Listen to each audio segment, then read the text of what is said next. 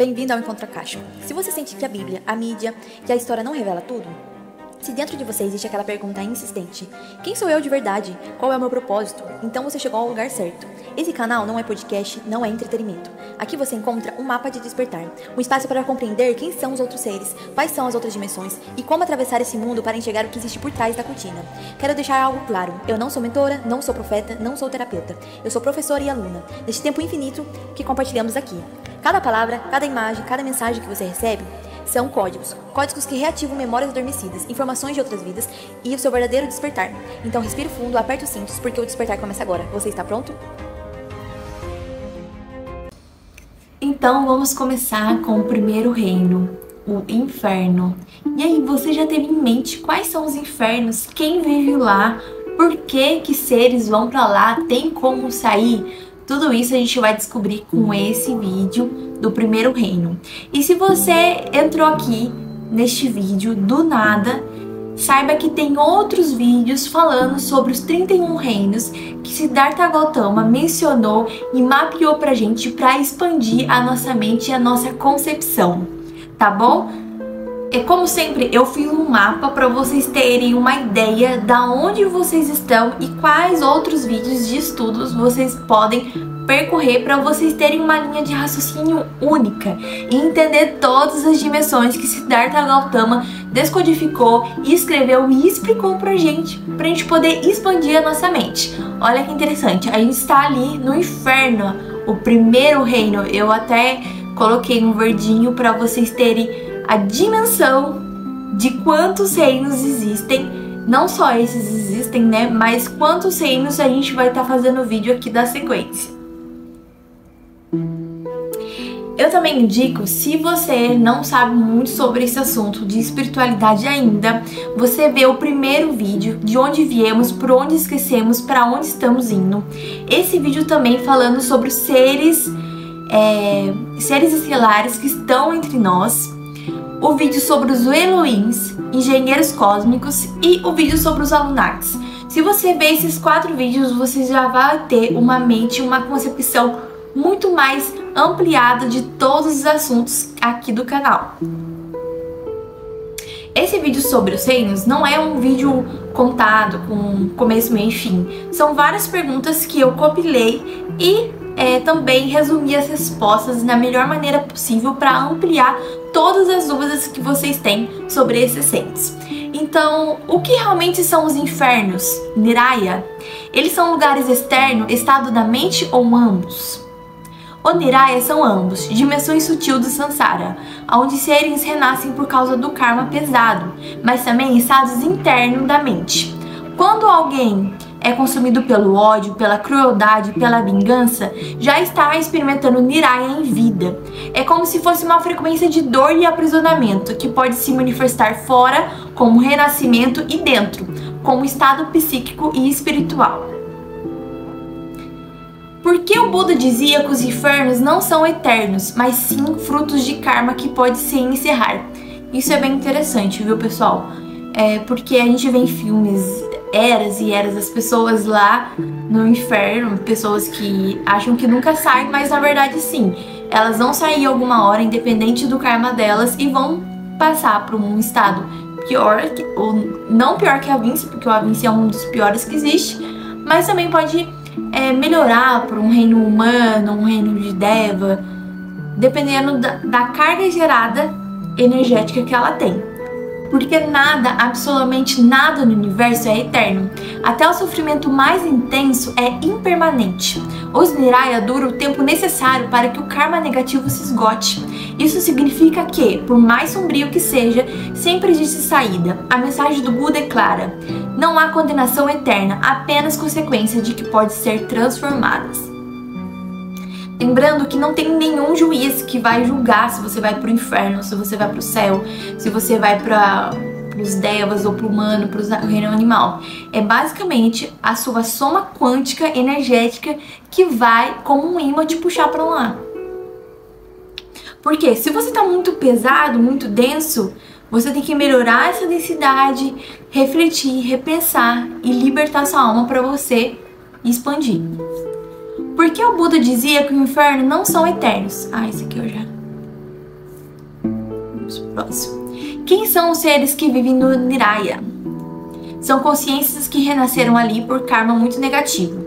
Pessoas em vidas que praticaram atos de violência extremas, traições profundas, destruição de vida de outros. Eles existem em corpos sutis moldados pelo sofrimento, muitas vezes grotescos e deformados. Como... Que estranho, né? Tipo, essas imagens. Como esses seres percebem o tempo e a existência? Para eles, o tempo é distorcido. Um instante pode parecer uma eternidade. Isso acontece porque a mente e o sofrimento intenso perdem a noção de passagem do tempo. Essa percepção reforça a sensação de aprisionamento, como se nunca fosse acabar. De que forma podemos experimentar o Niraya ainda em vida? Quando alguém vive tomado pela raiva, pelo desejo, pela vingança, pela crueldade, está vivendo Niraya agora mesmo. O inferno não é só depois da morte, ele começa na mente. Quais sinais que alguém está criando o inferno interno? Rancor que nunca dissolve, pensamentos obsessivos de vingança, sentir prazer em ferir ou ver o outro sofrer, incapacidade de perdoar. Estrutura do Niraya. Existem 8 infernos quentes e 8 infernos frios. Gente, essa informação é surreal. Além de infernos periféricos e locais de tormento menores. Cada inferno tem características específicas: calor insuportável, frio congelante, escuridão, ruídos, aterradores, torturadores repetitivos. Torturas repetitivas. Sofrimento é descrito de forma vívida no sutta e nos comentários, mas sempre como consequência kármica proporcional, não como punição arbitrária. Essa imagem aqui eu peguei do Pinterest e refiz ela, porque eu achei muito interessante as camadas do inferno que ele colocou, que é o inferno de Dante. Qual a relação entre depressão profunda e estados de raiva extrema e o símbolo dos Nirayas? A depressão profunda, quando se mistura a raiva de si mesmo ou dos outros, pode se tornar um Niraya interno. A mente cria prisões psíquicas de dor sem alívio, muito semelhante às descrições dos infernos. O Buda já mostrava que o inferno é também um reflexo psicológico. Como o karma de um preso do Niraya pode se esgotar? O karma se esgota pela própria impermanência. Quando a energia daquele ato passado termina, o ser renasce em outro plano. Além disso, a intercessão de méritos de outros seres, oração, doação, dedicação de méritos, pode aliviar o peso do Niraya. Quais práticas espirituais ajudam a não cair nesse reino depois da morte? Evitar atos de violência, viver em ética, não matar, não roubar, não ferir, praticar a meditação e autoconhecimento, desenvolver compaixão ativa. O que o cultivo da compaixão, Karuna, e da bondade amorosa, Metta, ensina? Essa prática ensina que o ódio nunca é vencido pelo ódio, mas pelo amor. Quando cultivamos o Kuran e o Metta, dissolvemos o karma que poderia nos levar ao Niraya e transformando nosso coração em um espaço de luz. Se tudo é impermanente, o que o Niraya nos ensina sobre a consciência? Que mesmo no abismo mais escuro existe semente da mudança. O Niraya ensina que a consciência pode cair muito baixo, mas também pode se transformar e se libertar. O que a existência do Niraya revela sobre a responsabilidade dos nossos pensamentos, palavras e ações? Que nada é neutro. Cada pensamento gera energia, cada palavra deixa marca, cada ação cria consciência. Os Nirayas são lembretes que o ódio e a crueldade não desaparecem, eles moldam a realidade. Por que o Buda decidiu mostrar os Nirayas ao invés de só falar dos céus? Porque o caminho da libertação existe ver toda a realidade, não apenas o belo, mas também o sombrio. O Buda não queria seguir gênios, mas seres espertos que reconhecessem tanto a dor quanto a luz. Tem até uma história do Buda que, quando ele estava passando os seus ensinamentos, ele chamou todos os animais para ouvir ele falar, e o gato não foi. E então os animais começaram a reclamar com o Buda: nossa, mas por que o gato não quis ir? Não acredito que ele se sente superior. E o maior ensinamento do Buda é não buscar nada fora, e sim dentro. Por isso as meditações e autoconhecimento. Então ele falou assim, o gato é o primeiro a respeitar os meus ensinamentos. Porque o gato entende que a libertação dele não está no outro, nem no próprio Buda, um ser desperto, iluminado, mas sim dentro dele. Ser canalizado. Agora eu canalizei um ser lá do Niraya para falar um pouco pra gente alguma mensagem, a mensagem que ele quiser para passar para vocês. Então o ser canalizado foi Vepasiti, um dos líderes asuras que conhece o Niraya profundamente.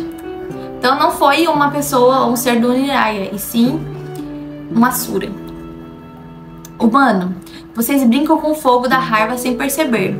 Cada rancor guardado é uma porta aberta para os infernos. Nós que já travamos guerras de inveja e ódio sabemos, o Niraya não é punição, é espelho. Se não querem descer até lá, cuide de seus pensamentos agora.